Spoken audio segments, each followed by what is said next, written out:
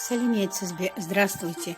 В 1910 году на Международной конференции женщин Клара Цеткин выступила с предложением о праздновании 8 марта, которое прозвучало как призыв ко всем женщинам мира включиться в борьбу за равноправие.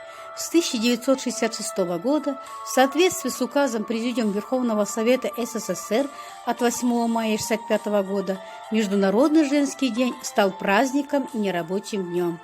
Постепенно в СССР праздник полностью потерял политическую окраску и привязку к борьбе женщин против дискриминации, став днем всех женщин.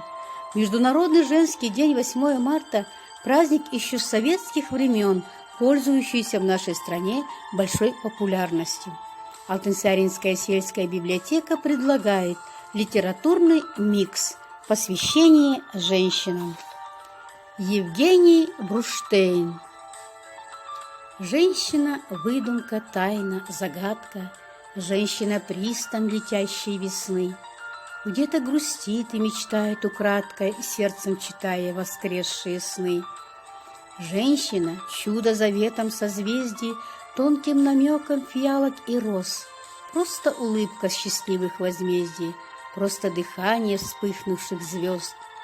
Женщина – пламя сред гаснущих бликов, женщина – нежность в одеждах ветров, женщина – луч и скрещенные пики, брошенные вновь в будуары веков.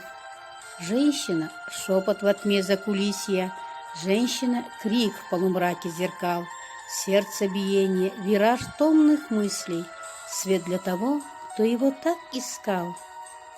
Женщина – утро в судьбе чьей-то сложной, женщина – чистый, прозрачный рассвет. В чем-то пленительный, в чем-то тревожный, в женщине все. И вопрос, и ответ, таинство, смысл. И так было, и будет. Миф о порочности, мир красоты. Женщина – сказка велением судеб, силой мужской необъятной мечты. С праздником, дорогие женщины! Здоровья, везения, любви, восхищения, удачи и вечной весны.